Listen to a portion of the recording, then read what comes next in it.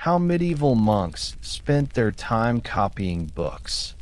The monastery, the scriptorium, and the daily burden of copying.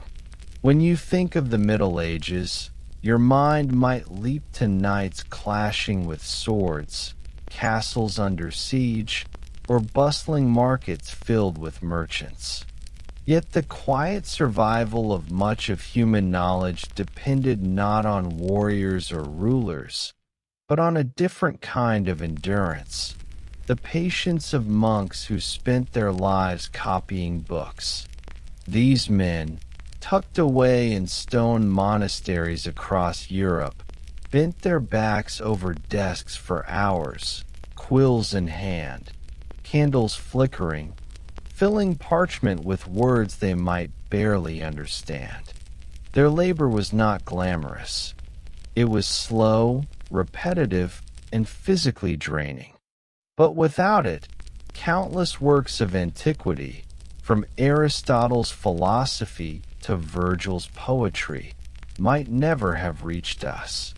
To begin this story, we must step inside the monastery and examine the spaces where this quiet, monotonous heroism unfolded.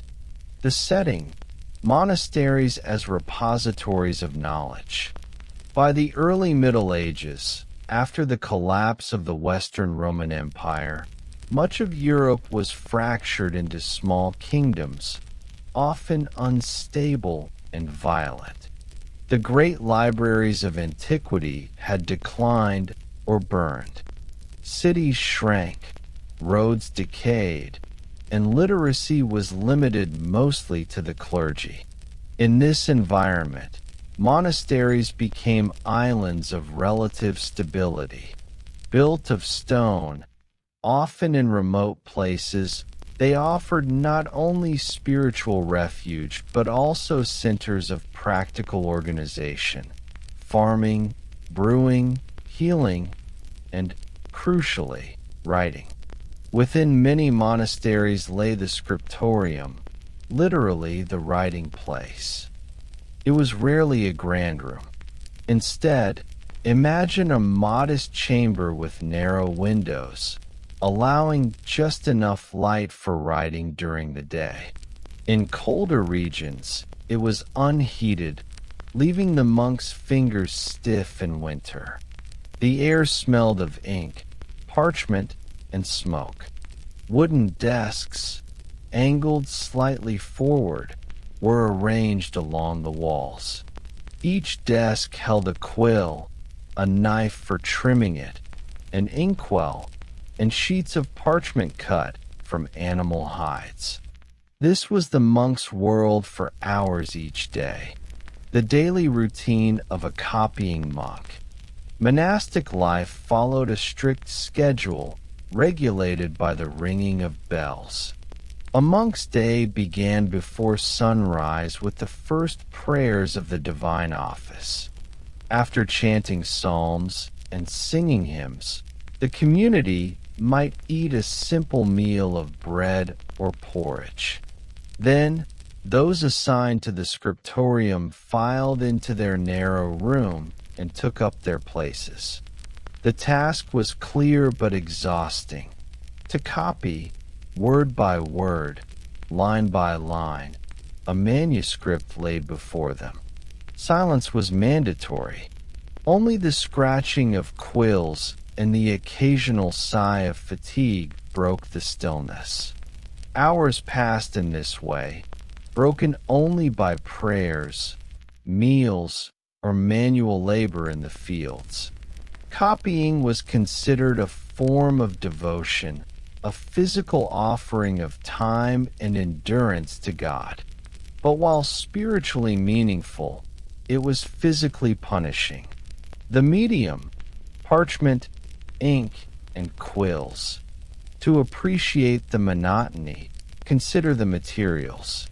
Parchment was made from the skins of sheep, goats, or calves. Preparing it required soaking, stretching, scraping, and drying, a process that could take weeks. Each sheet had imperfections, scars, holes, or uneven textures that made writing difficult. For long texts, like a Bible, hundreds of such sheets were required. Ink was mixed from oak galls, growths caused by insects on oak trees, iron salts, and gum arabic. The result was a dark, lasting fluid, but it corroded quills and sometimes even the parchment itself. Monks frequently paused to sharpen their quills with small knives, adjusting the angle to achieve neat strokes. Spills or blotches were common, and scraping mistakes from parchment left scars that betrayed a scribe's error centuries later. Quills themselves came from goose or swan feathers, hardened by heating in sand. They wore down quickly, forcing constant maintenance. The steady rhythm of scratching, pausing, trimming, dipping, and scratching again defined the monk's hours. Physical strain. It is easy to romanticize the scriptorium as a peaceful space, but the toll on the body was immense. Monks sat hunched at desks for hours, straining their eyes in dim light. Candle smoke irritated lungs. Cold stiffened fingers. Cramped muscles ached from the repetitive motions. Some manuscripts contained marginal notes where frustrated scribes complained. "This parchment is too thin. The ink is bad. Oh, my hand. The end is near. Thanks be to God." These little laments reveal the weariness behind the elegant letters. Copying was not simply an intellectual exercise, but a battle against discomfort and monotony. The content of their work. Not every manuscript copied was a grand treasure of antiquity. In fact, much of a monk's time was spent on liturgical books, psalters, breviaries, hymnals, needed for daily worship. These texts were repetitive, containing psalms and prayers repeated across monasteries. Copying them was necessary but dull. Occasionally, monks were tasked with preserving older works, classical literature, histories, or philosophical treatises. These moments were crucial for cultural survival. The works of Cicero, Livy, and Aristotle survived the Middle Ages because some weary monk thought it worth the effort to copy them. But for the scribe at the desk, there was little excitement in writing lines of Greek philosophy he might not even understand. In rare cases, monks created elaborate illuminated manuscripts, decorating letters with gold leaf, animals, or biblical scenes. These works dazzled, but they were exceptional. The vast majority of manuscripts were plain, black ink on cream parchment, row after row of uniform letters. The psychology of silence. Silence deepened the monotony. Monks worked without conversation under strict rules. For hours, they stared at lines of text, their minds wandering even as their hands kept moving. In such conditions, time stretched endlessly. To break the stillness, some scribes left tiny doodles or marginal drawings, grotesque faces, animals, or little jokes. These were small acts of rebellion, ways to humanize the page and perhaps amuse future readers. But such reliefs were rare. Most monks endured the silence, focusing on obedience. The repetition of words became almost meditative.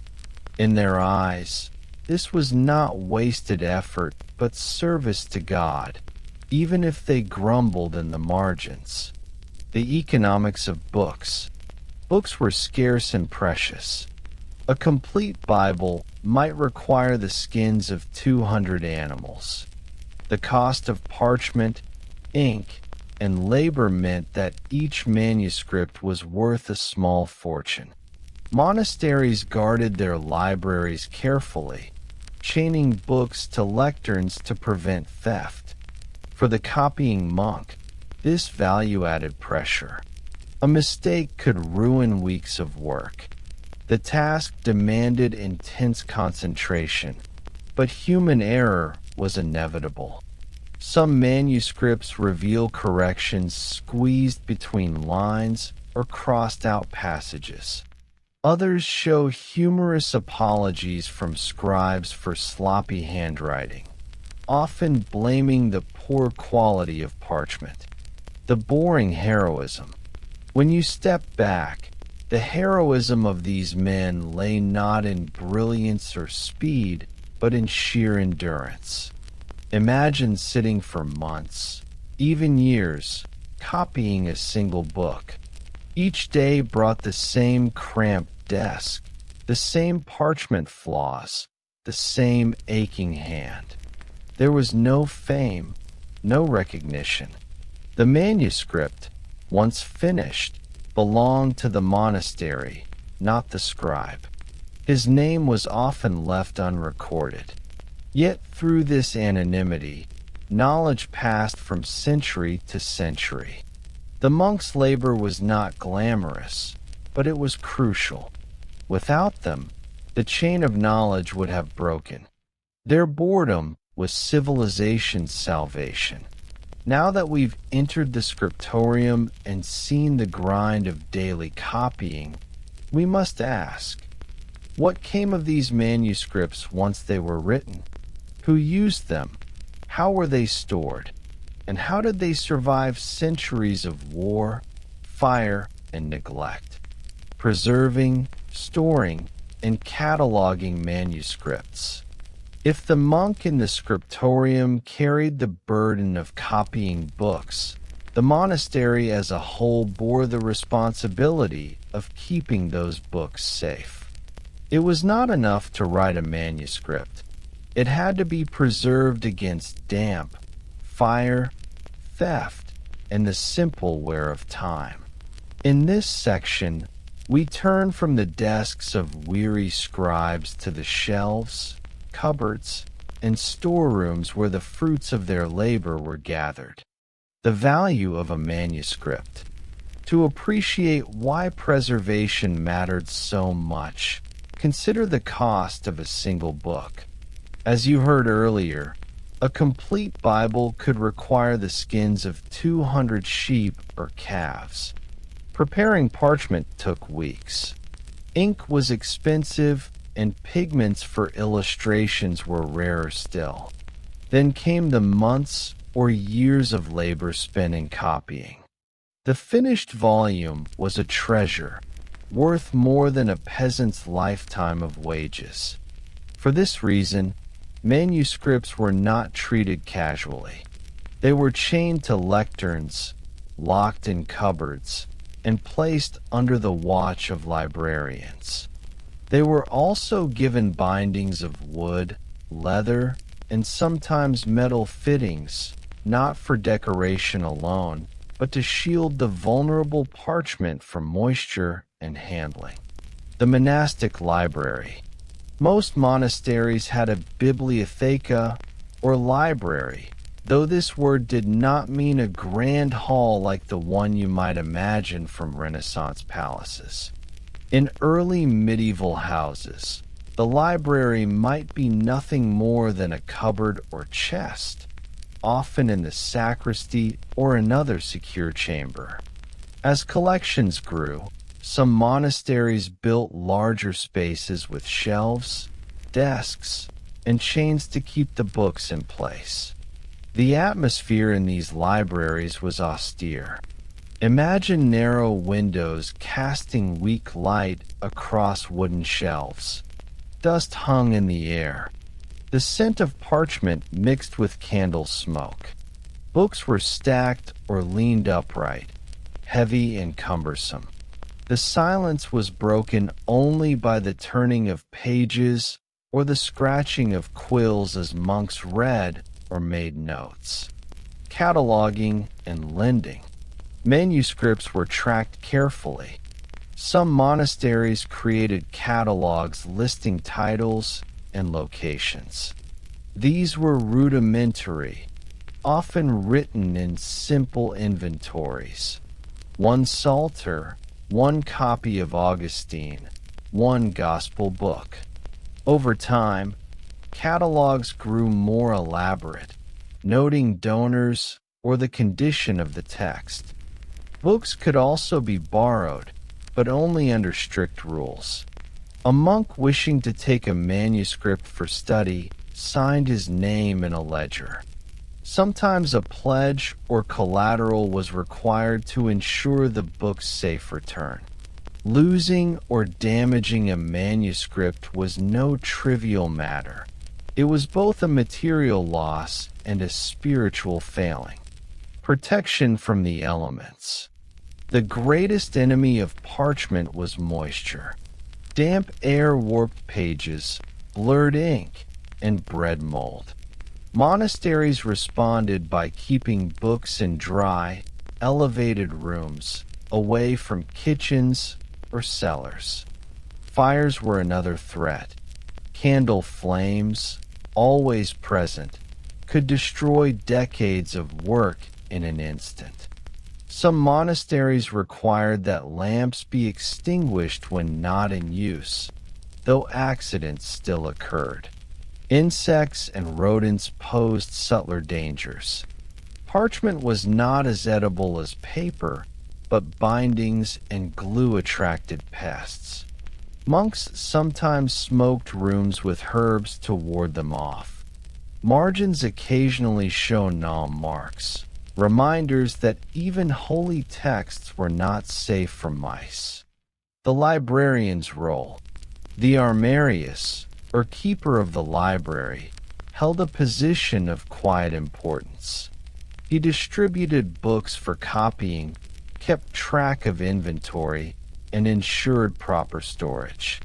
He was also responsible for inspecting manuscripts, repairing bindings, and sometimes rebinding entire volumes. The work was slow and uncelebrated, but without it, texts would have vanished into dust. The armarius also oversaw the process of making books available for study. Monks did not read freely whatever they liked. Access was governed by the rule of the order and the judgment of superiors. Reading was both a privilege and a duty, tied to prayer and discipline. The library, therefore, was not a public space, but a carefully managed treasury. The spread of manuscripts. Monasteries did not exist in isolation. Books moved between them through gifts, exchanges, and loans. A wealthy patron might donate a volume as an act of piety, his name recorded in the colophon, the closing note of the manuscript. Monasteries might send copies to allies or daughter houses. Through such exchanges, texts spread across Europe, though slowly. A journey that might take a modern printed book days took a manuscript years to travel. Still, this circulation was enough to preserve a surprising number of classical and Christian works. The silence of storage. Consider again the atmosphere of the monastic library. The scriptorium was a place of noise, the scratching of quills, the shifting of parchment, the whispered prayers of tired scribes. The library, by contrast, was a place of silence. Books sat untouched for weeks, months, or even years. A monk might spend hours reading in dim light, but most volumes rested quietly on their shelves, unseen. Here lies one of the paradoxes of preservation. The very books that were copied with such effort often sat unused. Their value lay not only in being read, but in simply existing, a safeguard against loss. The library was a reservoir of words, waiting for a time when they might be needed. Marginal notes and ownership marks. As books passed from hand to hand, monks left marks of their presence. Margins contained prayers, complaints, or doodles. Some wrote curses against thieves. Whoever steals this book, may he be cursed with excommunication. Others noted mundane facts. Brother Peter finished this on a cold winter day.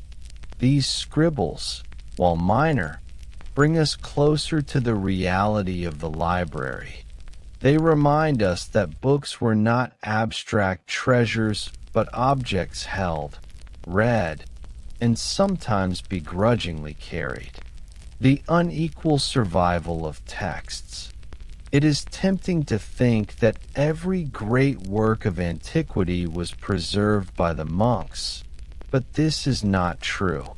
Choices were made, sometimes deliberately, sometimes by chance. Texts considered useful for theology or moral instruction were prioritized. Works seen as frivolous or pagan were neglected. Entire histories and poems vanished because no one thought them worth copying. Thus, the survival of knowledge was uneven. We have much of Aristotle, but little of Sappho, much of Augustine, but fragments of Tacitus. The monastery preserved, but it also filtered. Why preservation was a grind. For the Armarius and his helpers, preservation was as repetitive as copying. Dusting, rebinding, cataloging, patching, none of these tasks had an end. A book was never permanently safe. It required constant vigilance. Imagine walking into a cold, dim library at dawn. You run your hand across a row of bindings, checking for wear. You open a psalter, see mold beginning on the margin, and scrape it gently away. You replace a clasp on another volume. Hours pass, and you have made no new book, but you have kept the old ones alive for another season. This was the daily grind of preservation, the human cost of anonymity. Just as scribes were anonymous, so were keepers. Few names of medieval librarians survive. Their work was faceless by design. Glory went to abbots, patrons, or saints, never to the man who oiled the clasp of a binding or repaired a torn leaf. Yet his labor shaped the survival of knowledge. Without such unnoticed hands, entire traditions would have crumbled. Now we have seen how manuscripts were copied, stored, and preserved. But what became of them over the centuries? How did these fragile objects weather Viking raids, fires, political upheavals, and the eventual arrival of the printing press? The afterlife of manuscripts and the legacy of monastic copying. We have walked into the cold scriptorium, sat beside weary scribes, and stood in the hushed libraries where their work was stored. Now, we must follow those fragile books beyond the cloister walls, into centuries of uncertainty, upheaval, and survival. For the story of medieval manuscripts does not end with their creation or preservation. Their real test was time itself, the vulnerability of manuscripts. A book, no matter how carefully bound, is a delicate object. Parchment cracks, ink fades, bindings weaken. Fire consumes in minutes what took years to produce. Water warps pages beyond repair. Rats chew through covers, insects nest in margins, and mold spreads invisibly. For monasteries, these dangers were constant. Viking raids in the 9th and 10th centuries destroyed countless libraries in northern Europe. Monks often fled with what they could carry, abandoning larger collections to flames. Fires from simple accidents, candles tipped, kitchens left unattended, could reduce shelves of manuscripts to ash. Even without catastrophe, slow decay was inevitable. Thus, the survival of any given book was never guaranteed. Each that reaches us today is the outcome of centuries of luck, vigilance, and sometimes sheer accident. The movement of manuscripts. Manuscripts rarely stayed forever in one place. They were gifts to patrons, tokens of alliance, or spoils of conquest. A noble might donate a volume to a monastery for the salvation of his soul. A bishop might order a copy sent to another house. A victorious army might carry books away as treasure. Through such movements, texts spread widely across Europe. A copy of Aristotle, made in an Irish monastery, might end up centuries later in Paris. A gospel written in Italy might be carried to England. Each transfer gave the book a new chance at survival, but also exposed it to new risks. The irony is that while books were meant to preserve permanence, their lives were often itinerant. They were handled, loaned, stolen, sold, and exchanged across generations. The arrival of universities. In the 12th and 13th centuries, as universities rose in cities like Paris, Bologna, and Oxford, the demand for books grew. Students needed texts of law, theology, and philosophy. Monastic scriptoria could not meet the volume required. Thus, professional scribes in urban workshops began to supplement the monks' work. Yet monastic manuscripts remained vital. Many early university texts were copied directly from monastic holdings. Books that had rested for centuries in cloister cupboards suddenly found new audiences in lecture halls. In this way, the dull labor of monks indirectly fueled the intellectual revival of medieval Europe. Catastrophes and losses. Despite their value, many manuscripts vanished. Fires in abbeys like Cluny or Christ Church, raids by Norsemen, or the sack of monasteries during wars destroyed thousands of volumes. Even in peace, neglect took its toll. If a monastery declined, its books might rot in damp corners or be cannibalized for materials. Parchment was expensive, and old manuscripts were sometimes scraped clean and reused, producing palimpsests. Beneath the newer text, faint traces of the old survive. Modern technology has revealed lost works, ancient commentaries, plays, or scientific treatises, hidden under later prayers. Each palimpsest is a reminder of how fragile the transmission of knowledge has been. The printing revolution. The 15th century brought a profound change, the printing press. With movable type, books could be produced by the hundreds in the time it once took to copy one. The monks' slow grind of quills and parchment seemed suddenly obsolete. Yet the press did not render manuscripts worthless. On the contrary, many printers relied on them as their sources. To produce a printed Bible or Aristotle, a manuscript had to be consulted. Thus, the survival of monastic books directly shaped what was printed in the Renaissance.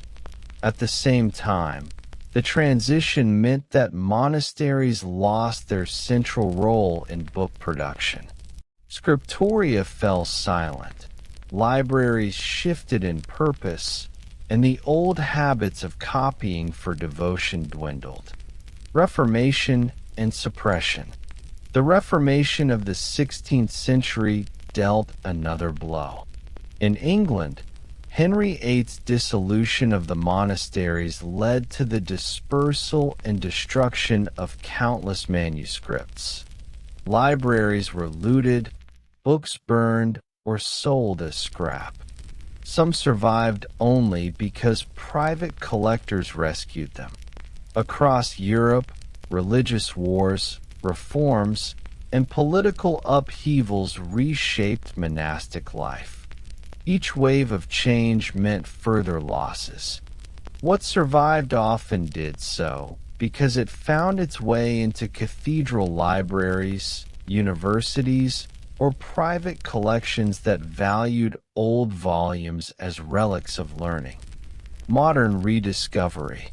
By the 18th and 19th centuries, antiquarians and scholars began to treasure these manuscripts as historical artifacts. Libraries like the Vatican, the Bodleian, and the Bibliothèque Nationale became repositories of what had survived. Modern techniques, paleography, codicology, digital imaging, now allow us to study even the faintest scribbles in margins. Some manuscripts have become famous.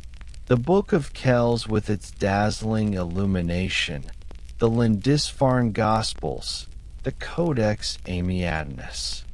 But for every jewel, hundreds of plain, worn books sit quietly on shelves, testimony to the anonymous scribes who bent over their desks in silence.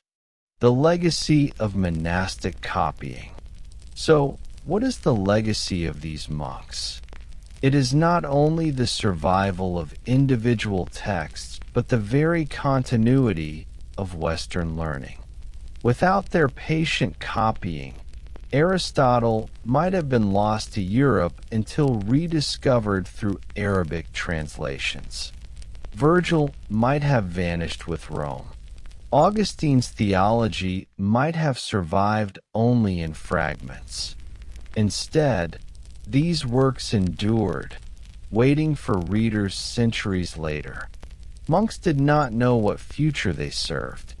They copied because it was commanded, because it was devotion, because it filled their hours.